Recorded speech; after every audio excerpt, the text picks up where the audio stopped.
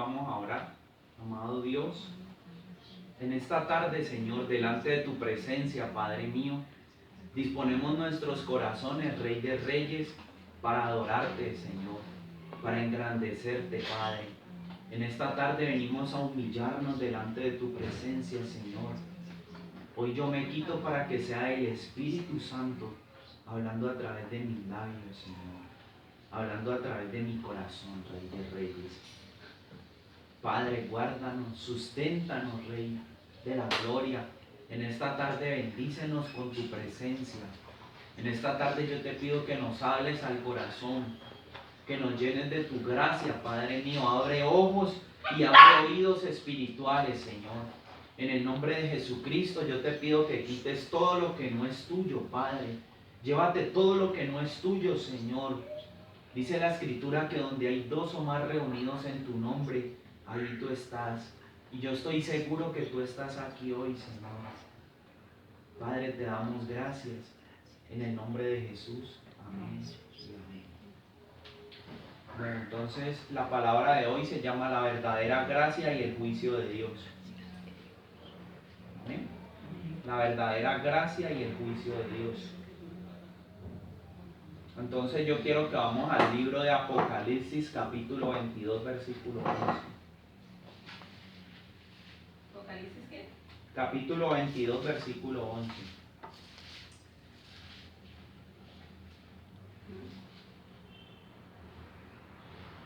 Apocalipsis 22, 11, pero yo quiero que leamos un momentico el versículo 7.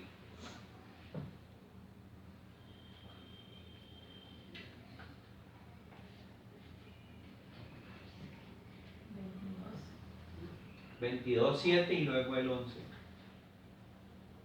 Cuando ya lo tengan me dicen. Amén. Dice así la palabra del Señor. Dice: he aquí vengo pronto. Dichoso el que retenga las palabras de la profecía de este libro. En verdad yo, Juan, el que escucha y ve estas cosas, al escuchar y ver, caí a los pies del ángel que me mostraba estas cosas para adorarlo. Ahora pasemos al versículo 11. Dice: el que comete iniquidad, siga cometiendo iniquidad. El que es impuro, siga siendo impuro. Pero el justo, siga practicando la justicia. Y el santo, siga santificándose. He aquí yo vengo pronto y mi galardón conmigo, para recompensar a cada uno conforme sea su obra. Amén. Entonces mire que estas palabras son inquietantes, ¿no? ¿Usted nunca le ha puesto cuidado a esas palabras? ¿Sí? Porque el Señor dice: he aquí que yo vengo pronto. Dice: el que es impuro, el que es inicuo, siga siendo inicuo. Y el que es justo, siga siendo justo. Esas palabras son tremendas y son tristes. ¿Sabe por qué? Porque nosotros vivimos tiempos en que el Señor está haciendo una separación entre el trigo y la cizaña. El Señor en este tiempo está haciendo una separación entre los que son pueblo y entre los que no son pueblo. Amén. Lastimosamente yo tengo que decir hoy que hay gente que durante todos estos años, ¿sí?, en que ha estado la gracia de nuestro Señor Jesucristo vigente, lo que ha tenido es una máscara. ¿Sí? Pero este es un tiempo en el que el Señor está quitando las máscaras. ¿Sí? Este es un tiempo en el que el Señor está definiendo quién es su pueblo y quiénes no son su pueblo.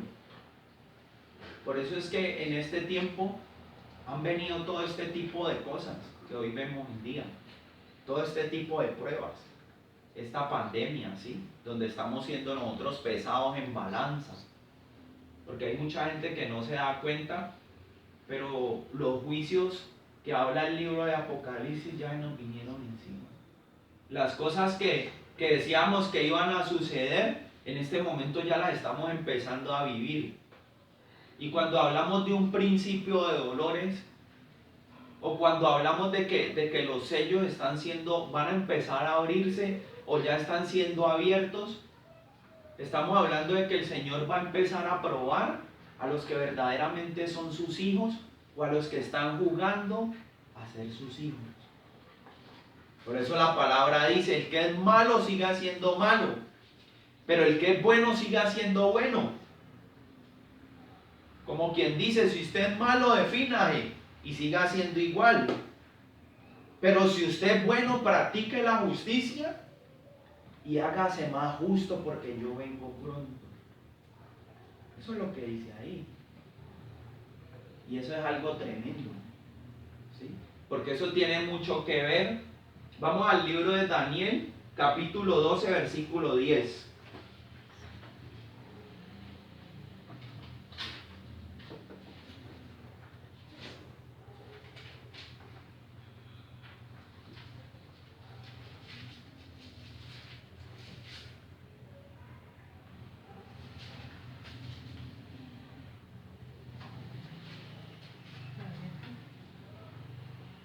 Daniel capítulo 12, versículo 10. Aquí está hablando Daniel de los últimos tiempos. Dice, muchos serán purificados, emblanquecidos y probados, y los pecadores procederán pecaminosamente. Y ninguno de los pecadores entenderá, pero aquellos que hagan lo bueno, entenderán. Mire que ciertamente nuestro Señor, cierta vez nuestro Señor Jesucristo dijo, porque yo he venido a la tierra para que los que ven sean cegados, pero los que no ven abran los ojos. Y estos tiempos el Señor nos está hablando de lo mismo, porque a mucha gente Dios le ha mostrado muchas cosas. ¿Sí? A mucha gente Dios le ha mostrado su amor, le ha mostrado su gracia, le ha extendido sus brazos, y a pesar de que Dios le ha mostrado y de que Dios le ha revelado muchas cosas y le ha revelado su amor y su gracia, no han querido recibir el amor de Dios. Dice en el libro de Tesalonicenses, a los que no quisieron recibir el amor de Dios para ser salvos, a esos se les enviará un espíritu de engaño, dice la palabra de Dios, para que crean la mentira. O sea que este es tiempo en que tú te debes definir si eres hijo de Dios o definitivamente te vas para el mundo. Porque Dios no quiere tibios. Dios no quiere una iglesia tibia. Mire que yo hace mucho tiempo decía, es que la palabra de Dios dice que el Señor viene por una iglesia sin mancha y sin arruga. Y yo pensaba y yo decía, el Señor, ¿cómo va a hacer eso? Si todos nosotros, o sea, hay gente que es a medias, hay gente que es perezosa, hay gente que no le gusta orar, que no le gusta leer la palabra, hay gente que tiene un pie en el mundo y un pie en la iglesia, y yo decía, Señor, ¿tú cómo vas a hacer eso? ¿Y sabe cómo lo está haciendo el Señor? El Señor lo está haciendo a través del dolor, a través de la enfermedad, a través de las dificultades, porque lastimosamente el ser humano, nosotros aprendemos es cuando nos aprietan. Hay un proverbio que dice, no seas como el mulo, o como el burro, o como el caballo, que si no le ponen freno, no regresa. ¿Y usted sabe cómo es el freno de los caballos?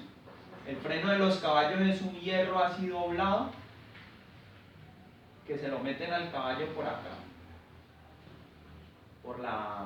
por el paladar, y cuando el caballo no quiere obedecer, el que lo va manejando jala, y eso le produce un dolor. Usted se imagina un dolor de un hierro en el paladar.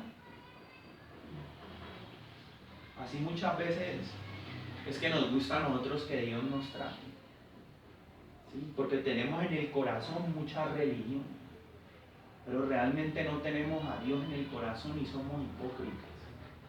Nos escondemos detrás de una máscara. Pero Dios quiere que todas esas cosas las saquemos de nuestro corazón y que realmente lo busquemos a Él, que realmente lo amemos a Él con el corazón. Este es el tiempo de eso. Este es el tiempo en donde todas las cosas que hay a nuestro alrededor, esas cosas materiales no valen mucho. Porque todas esas cosas, cuando Él venga, ¿sabe cuánto van a valer? Cero. Porque el Señor viene por tu alma. Pero hay otro que también está detrás de tu alma. ¿Sabe quién es? Satanás. Ese también está detrás de tu alma. Y él sabe que cuando tú estás enamorado de las cosas de este mundo, es una garantía de que no te vas a ir con Dios, sino que te vas a ir con Él.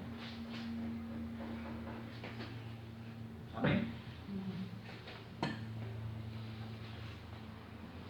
Vamos al libro de Apocalipsis, capítulo 3, versículo 14.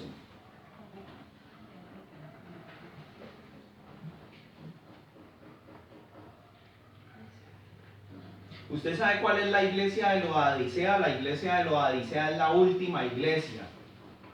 ¿Sí? Según los expertos, los teólogos, los que entienden de una manera profunda la palabra de Dios, dice que las 7 iglesias que están en el libro del Apocalipsis representan 7 etapas de la iglesia en el mundo. Y la última iglesia es la iglesia de Laodicea. Mire lo que dice aquí. Escribe al mensajero de la iglesia que está en Laodicea. Esto dice el amén, el testigo, el fiel, el verdadero, el príncipe de la creación de Dios. ¿Quién es ese? Nuestro Señor Jesucristo. Dice, yo conozco tus obras. Mire lo que el Señor nos dice. Yo conozco tus obras, que no eres caliente ni frío. Ojalá fueras frío o caliente. Ojo con lo que el Señor está diciendo aquí. Él dice, ojalá fueras frío o caliente. Mire que es la misma frase que leímos al principio. El que es malo, siga siendo malo. Pero el que es justo, sea más justo todavía. Porque ser frío, ¿qué representa? Ser frío representa que usted no es de Dios, que usted es del mundo. Está totalmente frío. Y ser caliente, ¿qué significa? Que usted está totalmente metido en las cosas de Dios, que usted ama a Dios con su corazón y cada día lo quiere amar más. Amén. El Señor dice, y mire que hay un signo de admiración, dice, ojalá fueras frío o caliente. Y el Señor dice, yo conozco tus obras. Mire que Juan vea a la revelación de Jesucristo cuando empieza el libro del Apocalipsis, y Juan dice que los ojos de Jesús eran como llama de fuego. O sea que los ojos de Jesús atraviesan la carne y el corazón. Y Él conoce tus pensamientos. Él conoce lo que hay en tu corazón.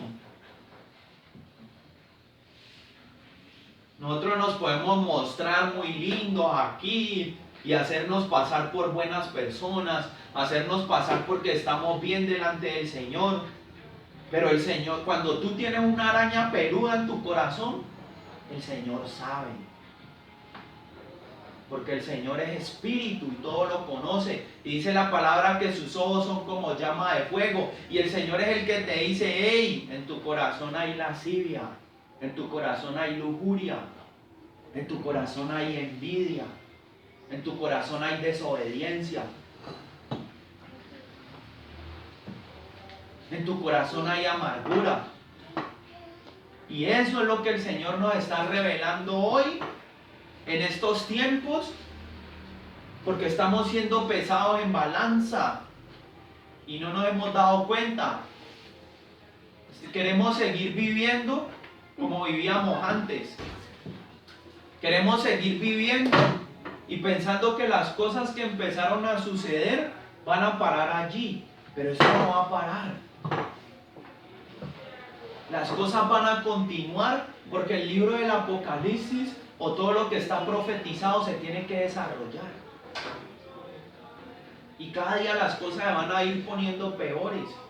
Es el momento en que usted y yo nos pongamos al día con el Señor. Amén. Mire lo que dice. Así, puesto que eres tibio y no caliente ni frío, te vomitaré de mi boca. Tremenda palabra. Así, puesto que eres tibio, ¿y qué es un tibio? Un tibio es el que tiene un pie en el mundo y tiene un pie en las cosas de Dios.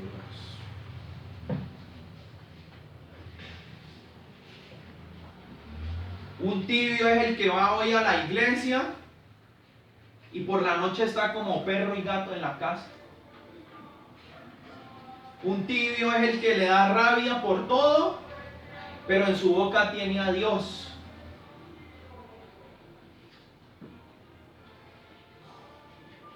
Un tibio es el que habla de integridad, pero su comportamiento no es acorde a como dice la palabra. ¿Usted sabe lo que dice la palabra? La palabra dice que el que sabe hacer lo bueno y no lo hace, se le cuenta como pecado. Un tibio es un hipócrita. Entonces dejémonos de tanta hipocresía.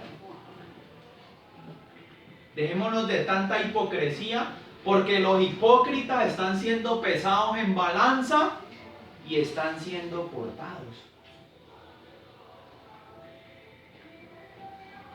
Es el tiempo en que usted y yo nos definamos. Y mire lo que dice el Señor: te vomitaré de mi boca. O sea que se acabó el tiempo de la oportunidad, en donde usted decía, bueno, yo después cambio. Bueno, yo después hago lo que Dios quiere que yo haga. Ha llegado el tiempo en el que el Señor está diciendo: el que no quiera ser verdaderamente justo, no le voy a permitir más ser mi pueblo, porque va a ser o cortado, o el Señor va a traer ceguera para que esa persona ya no busque más de Dios, los va a tirar para el mundo. Esos son los tiempos que vivimos. Amén. Dice: por cuanto dices, soy rico, me he enriquecido y no tengo necesidad de nada, pero ignoras que eres pobre, miserable, desdichado, ciego y desnudo. Mire lo tremendo, ¿no? Porque muchas veces asociamos la bendición material o el tener lo suficiente para usted decir: yo sacio mi alma de las cosas que me ofrece mi trabajo, de las cosas que me ofrece el mundo. Pero ¿cómo está tu corazón? Hay gente en el mundo que tiene tantas riquezas, hay gente en el mundo que tiene tantas cosas materiales, pero esas mismas riquezas, las preocupaciones y las aflicciones de espíritu no lo dejan ver a Dios. Y hay mucha gente que es pobre y cada día trabaja para tener cosas materiales, cuando eso no es. La palabra de Dios dice: buscad el reino de Dios y su justicia, y todas las otras demás cosas se nos añadirán. O sea que su afán no debe estar en conseguir. O sea que tu afán no debe estar en si tengo o no tengo.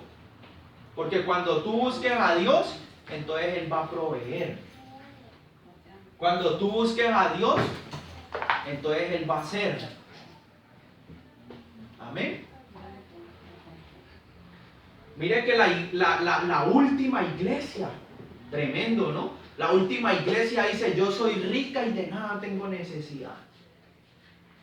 Pero Dios le está haciendo un escáner, Dios le está haciendo una radiografía a la última iglesia y dice: yo te veo desnuda, pobre y miserable. ¿Sí? Porque en el mundo espiritual usted puede estar muy bien vestidito aquí y puede tener una apariencia, pero en el mundo espiritual usted tiene una identidad. En el mundo espiritual usted tiene prendas de vestir y usted tiene ornamentos que Dios le ha puesto que nada tienen que ver con las cosas de este mundo, ni con las premiaciones de este mundo, ni con los nombramientos de este mundo. el hermano no sé qué, y los hombres lo han puesto en lo alto, ¿sí? El diácono no sé qué, y los hombres lo han puesto en lo alto, pero espiritualmente tenemos una identidad diferente a la que ven los hombres. En lo espiritual tenemos una identidad que solo Dios la conoce, y los demonios también la ven. ¿Usted quiere saber una cosa? Que no todos los cristianos pueden echar fuera a demonios. O no a todos los cristianos cuando el diablo los ve tiembla. Hay cristianos que el diablo los ve y se ríe. Porque en lo espiritual no tienen, en lo espiritual su condición es deplorable.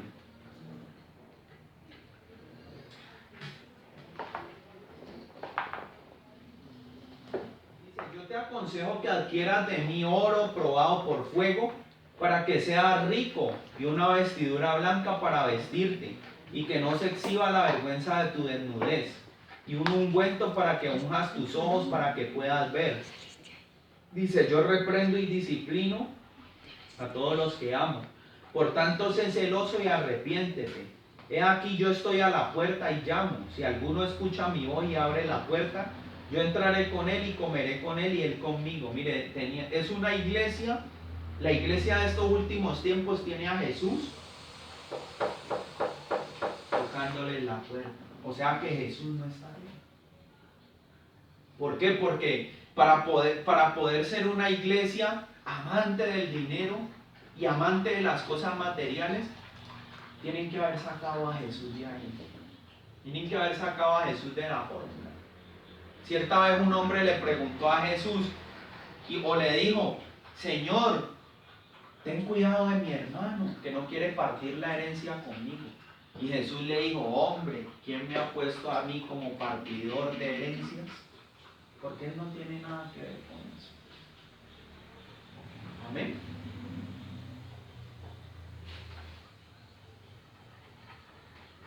Primera de Pedro 2:16.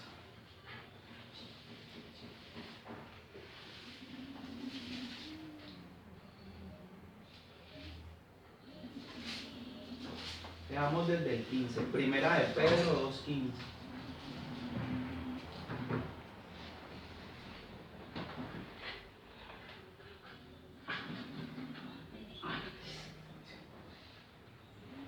Dice, porque esta es la voluntad de Dios, que con sus buenas obras callen la boca de los insensatos que no conocen a Dios. Y escuche lo que dice aquí, conduciéndose como hombres libres, no como hombres que han convertido su libertad en una máscara para su maldad, sino como siervos de Dios. Amén. A mí se me hace que hemos malentendido la gracia. ¿Sí? ¿Qué es gracia? ¿Ustedes me pueden decir qué es gracia? ¿Alguien me puede decir qué es gracia? Hablamos mucho de la gracia de Dios, pero es una palabra que nosotros la hemos entendido mal. ¿Sí? ¿Qué es gracia? No me pueden decir qué es gracia. Recibir algo que no merecemos. Pero ¿en qué consiste el regalo? Hablamos de la gracia de Dios para ser salvos. Pero esa palabrita gracia, la iglesia la ha confundido con libertad para pecar. O con licencia para pecar. La gracia de Dios es el favor de Dios, que cuando tú y yo no merecíamos nada, entonces Él vino y nos limpió de nuestros pecados para que viniera la vida del reino a nuestras vidas. Amén. Mire lo que dice Romanos 6:2. Vamos un momentico a Romanos 6:2. El pecado en su cuerpo mortal, de modo que lo obedezcan en sus apetitos malsanos, ni dispongan sus miembros para ser instrumento de iniquidad para el pecado, sino dispónganse ante Dios como hombres que están vivos de entre los muertos y sean sus miembros instrumento para la justicia de Dios. Y el pecado, escuche lo que dice el 14, y el pecado no tendrá dominio sobre ustedes, porque no están bajo la ley, sino bajo la gracia. Mire que ahí está hablando de la gracia. Y está diciendo que nosotros ya no estamos bajo la ley, sino bajo la gracia. ¿Usted sabe qué quiere decir eso? El pueblo de Israel trataba de buscar a Dios en su propia fuerza. Entonces el pueblo de Israel un día determinaba a decir, a partir de hoy ya no voy a robar, a partir de hoy ya no voy a adulterar, a partir de hoy ya no voy a fornicar, y trataban de hacerlo en sus propias fuerzas, y el hombre en sus propias fuerzas nada que puede. Amén. Pero cuando vino la gracia, cuando vino nuestro Señor Jesucristo y murió por tus pecados y por los míos, y nos limpió con tu sangre, ustedes ya saben que el Espíritu Santo vino, y el Espíritu Santo representa la vida del reino.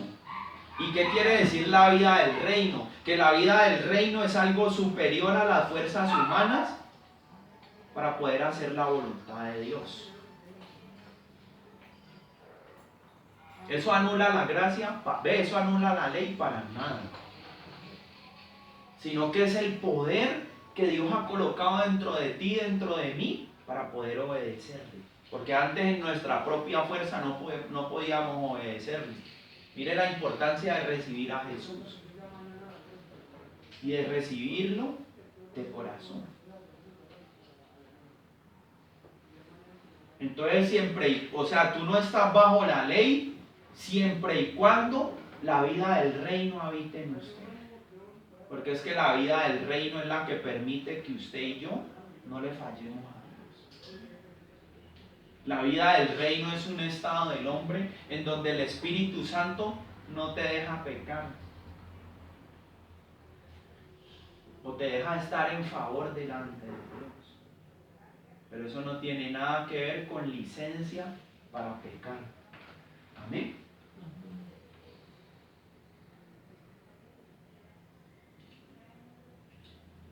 Romanos 3:19, mire lo que dice.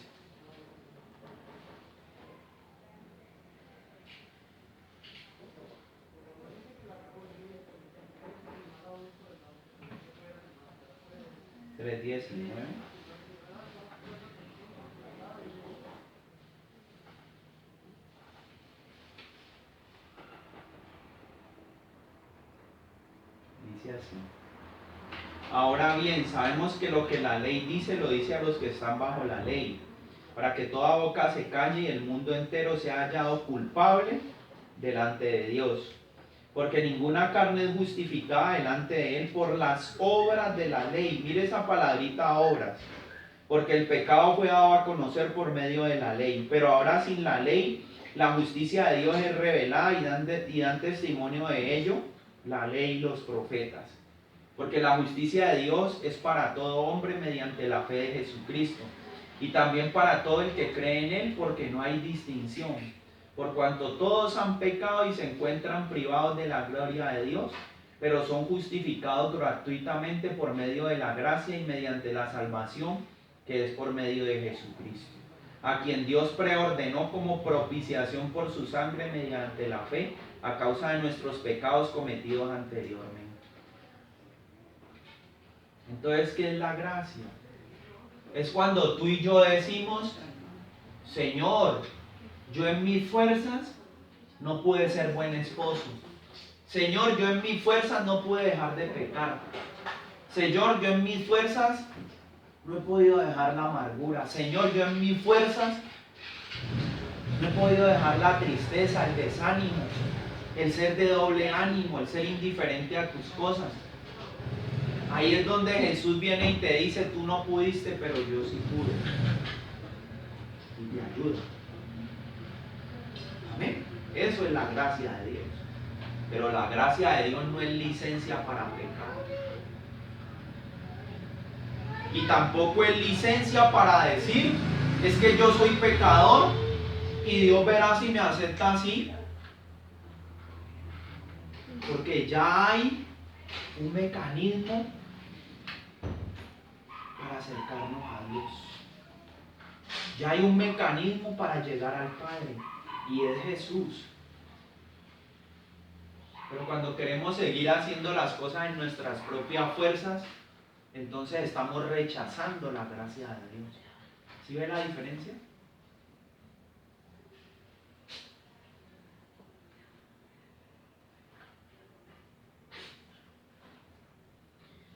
Entonces dice, ¿dónde está pues la jactancia? Queda anulada ¿por cuál ley? La de las obras, no, sino por la ley de la fe.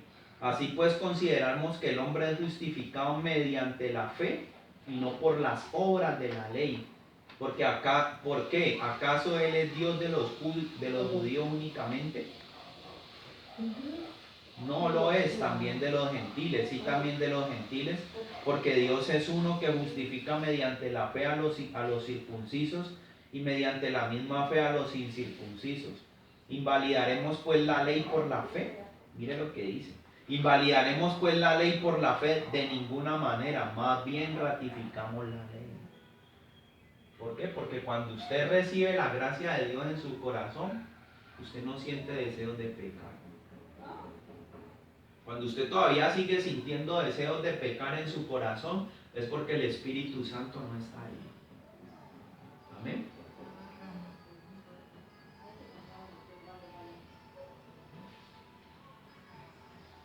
Romanos 7:7.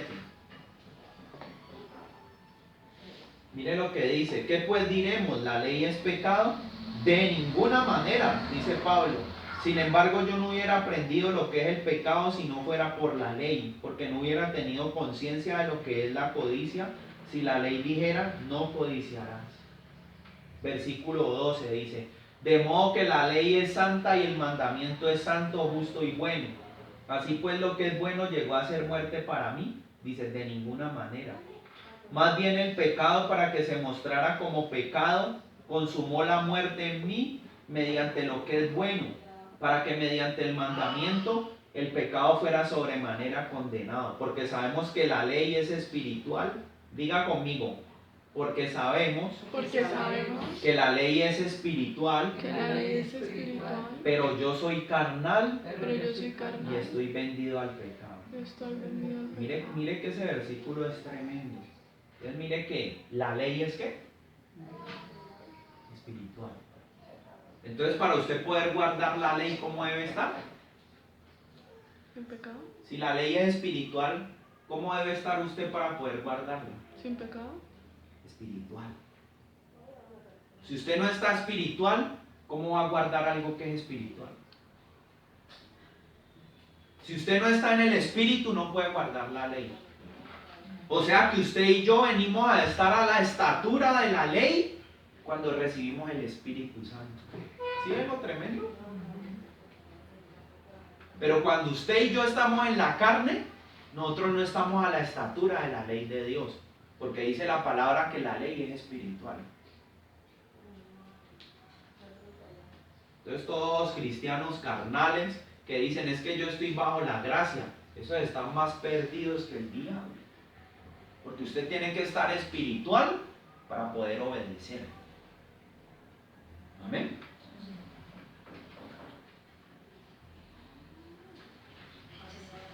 Vamos a Romanos 8:7. Perdón, al 25. Romanos 7:25 dice: Gracias doy a Dios por medio de nuestro Señor Jesucristo, porque ahora yo en mi mente, diga, porque ahora yo en mi mente soy siervo de la ley de Dios, aunque en mi carne sea siervo de la ley del pecado. Tremendo, ¿no? O sea que usted con la mente dice, yo voy a servir a Dios, yo voy a orar, a leer la palabra, pero cuando vamos a los hechos, esta carne no lo ve. Tremendo, ¿no? Así pues, no hay condenación para los que estando en Jesucristo no andan conforme a la carne. Porque la ley del Espíritu de vida que está en Jesucristo te ha librado de la ley del pecado y de la muerte. Entonces mire que la ley del Espíritu o la vida del reino de la que yo le hablo es la que le permite a usted no pecar. ¿Y por qué yo les estoy explicando todo esto? Usted dirá, ah, bueno, ¿y por qué estábamos hablando de la separación del trigo y la cizaña y nos desviamos a hablar de la gracia? Porque es que precisamente el malentender la gracia de Dios es la que ha llevado a la iglesia a tener una condición tan deplorable como la tenemos hoy en día. Que pensamos que estando en la carne, Diosito siempre nos va a perdonar. Jesús siempre nos va a perdonar. Entonces por eso yo paso a explicarles qué es la gracia y qué no es la gracia. Entonces yo vuelvo y les pregunto a ustedes qué es la gracia.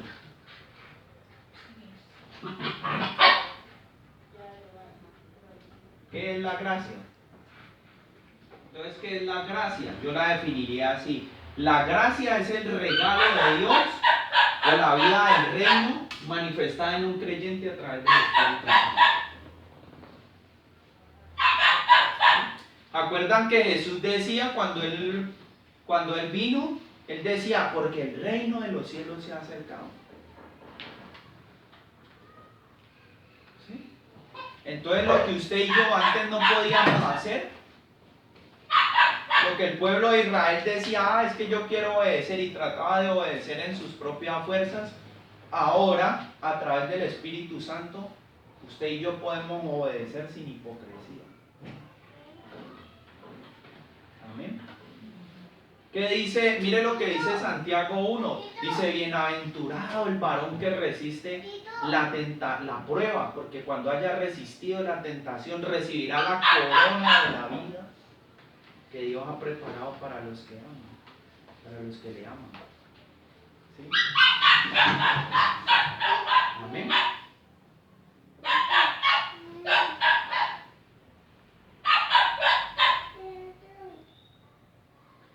Vamos allá a Romanos 8:7. Romanos 8:6. Dice, porque la forma de pensar que es de la carne es muerte. Porque la forma de pensar que es de la carne es muerte.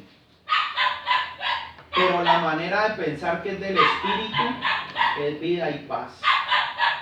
Ya que la forma de pensar que es de la carne es enemistad contra Dios. Tremendo, mire.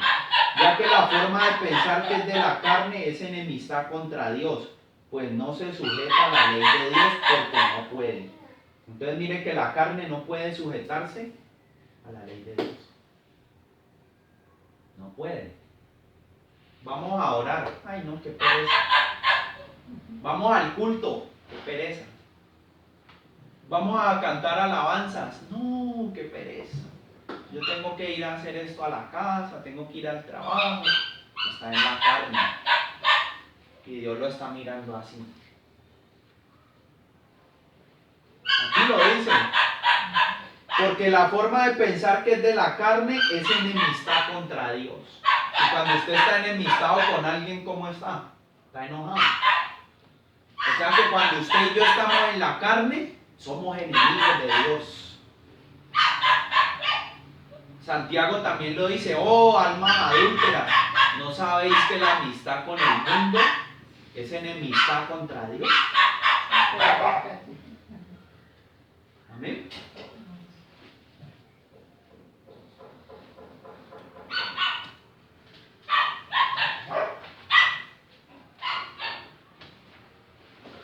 Ahora vamos a Isaías 54:17.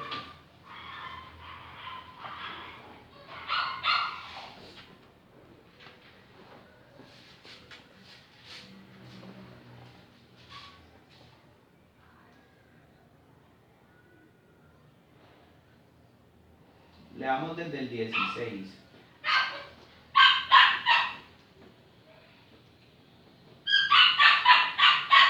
Dice, he aquí que yo he creado al herrero que sopla el fuego en la fragua.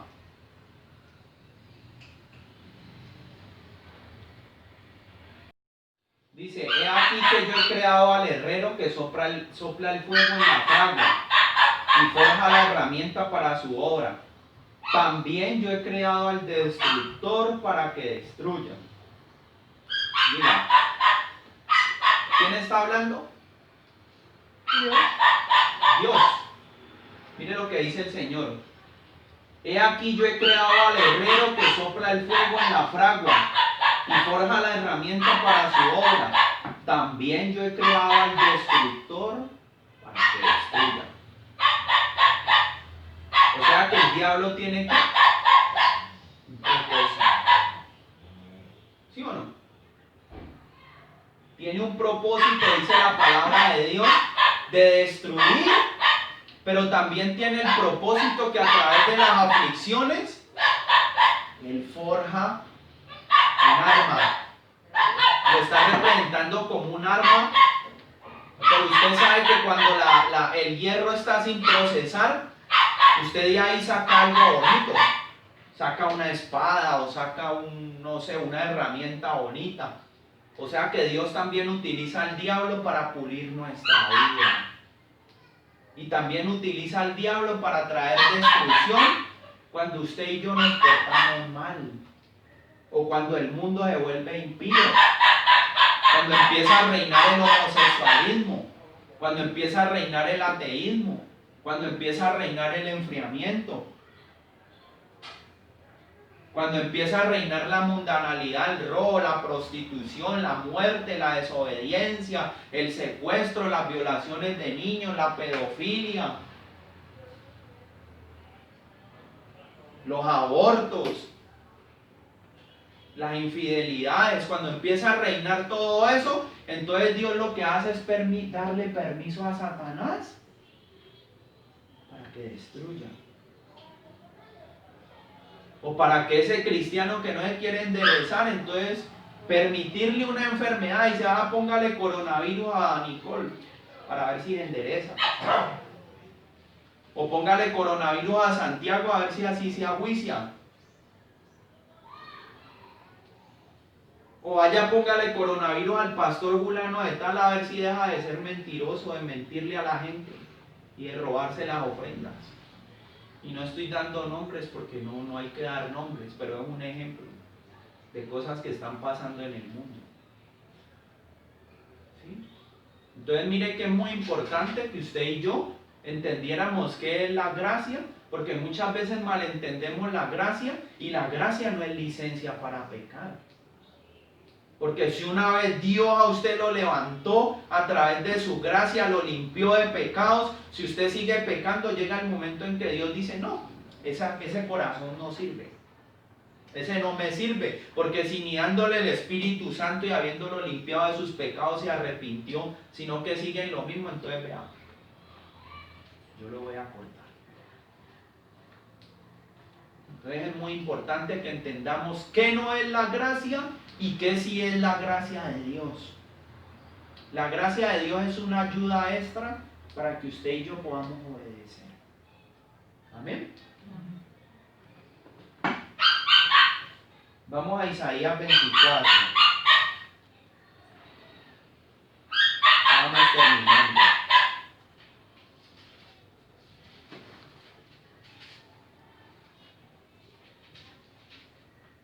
¿24:1? ¿Usted quiere ver que lo que está pasando está profetizado aquí? Yo lo voy a empezar a leer. Dice, he aquí que Yahweh devastará y arrasará la tierra, trastornará su superficie y dispersará a sus habitantes. Al pueblo le sucederá como al sacerdote, al siervo como a su amo, a la sierva como a su ama, al comprador como al vendedor, al que presta como al que toma prestado, al acreedor como al deudor. La tierra será devastada del todo y completamente saqueada, porque Yahweh ha declarado esta palabra. Dice, la tierra hizo lamentación y estuvo de duelo, el mundo lloró, se sentó e hizo lamentación. Aún el altivo de la tierra se lamentó. La tierra ha llegado a ser como sus habitantes, porque han transgredido la ley, alteraron el mandamiento y estimaron en nada el pacto eterno. Por causa de esto la tierra estará de duelo y todos sus habitantes serán considerados culpables. Por eso serán masacrados todos los habitantes de la tierra y sobrevivirán pocos hombres. Miren lo que dice ahí. Vuelvo a leerle, dice. Por eso serán masacrados todos los habitantes de la tierra y sobrevivirán, ¿qué? Pocos hombres. Por allá en el libro de Zacarías dice que las 2/3 partes de la tierra van a ser cortadas. ¿Sí? ¿Usted sabe qué son las 2/3 partes de la tierra? Si hay 7.000 millones de personas, haga la cuenta. ¿Cuánta gente va a morir cuando venga la tribulación? Amén. Las 2/3 partes de la tierra, 2 dividido 3, ¿cuánto le da? Eso es como el 75%. Ahora multiplique 75% por 7.000 millones de habitantes, ¿cuánto le da? Esa es toda la gente que está calculada que va a morir. Amén. Y entre esos va a caer mucho pueblo de Dios, porque están disfrazados de pueblo de Dios, pero no pueblo de Dios. Amén. Y ojo con lo que dice aquí, dice, el grano está de duelo, las viñas hacen lamentación, y todos los de alegre corazón se quejan. Cesaron la danza y los panderos, se acabó el bullicio de los que bailan. Mire lo que dice aquí. Cesó la alegría y las liras no beberán vino mientras canten. El licor resultará amargo para los que lo beban. Saqueada ha sido la ciudad, han sido cerrados todos los almacenes. Miren, tremendo, ¿no? Han sido cerrados todos los almacenes, dice. Hay lamento en las calles por el vino, ha cesado toda fiesta y el júbilo de la tierra. Ha dejado de ser, en la ciudad ha quedado la desolación y la miseria. Destrozará sus puertas, así ocurrirá en medio de la tierra entre las naciones, como cuando se sacude el olivo y como rebusca al concluir la cosecha. Y usted me dirá, hermano, pero venga, si se han cerrado los almacenes, ya no están haciendo fiestas, pero yo no veo tanta miseria y tanto pobreza. ¿Y usted cree que si seguimos en cuarentena no viene? No. Es que todo eso no se ha cumplido a cabalidad, pero eso es lo que viene, porque estamos encerrados. Y si estamos encerrados no hay trabajo, y si estamos encerrados no hay fuentes de ingreso. Y si no hay fuentes de ingreso, muy pronto va a empezar a haber hambre, va a haber miseria, ¿sí? Por eso yo les digo que debemos estar cogidos de la mano de Dios. Dejemos de estar pensando en cosas materiales. Dejemos de estar pensando en los deleites de este mundo. Pongamos nuestra mirada en Dios, en las cosas que no se ven. ¿Sí? Mire que la palabra de Dios le dice a la iglesia de Filadelfia, que es la iglesia fiel. Dice, porque si tú eres fiel, yo te guardaré de la hora de la prueba que viene sobre todos los habitantes de esta tierra. Él tal vez no nos va a sacar, pero si nosotros somos fieles, el Señor nos va a sostener. Y así vengan plagas, así vengan tsunamis, así vengan terremotos, el Señor nos va a guardar. Pero el Señor nos va a guardar si cuando somos pesados en balanza, entonces estamos siendo sinceros con Él. Amén. Entonces, esa era la palabra que yo les traía hoy. No sé si de pronto tengan alguna pregunta. ¿No tienen ninguna pregunta? Entonces vamos a orar para despedir el culto. Nos ponemos de pie. Amado Dios, en esta tarde venimos delante de tu presencia, Rey de Reyes. En esta mañana venimos, Señor, queriendo comprender, amado Dios, los tiempos en que estamos viviendo, Señor. Yo te pido que esta palabra, Rey, se haya quedado en sus corazones, se haya quedado en sus pensamientos, Rey, porque es muy importante para nuestra salvación, Señor.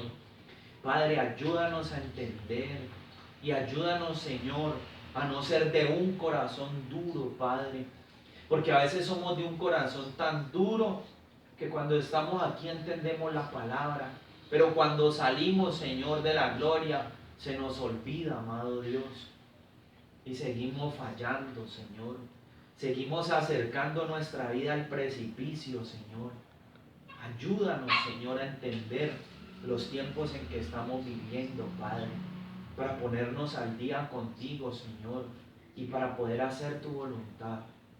Padre, guárdanos, y así como hoy nos trajiste con bien, llévanos con bien, amado Dios, en el nombre de Jesús. Amén.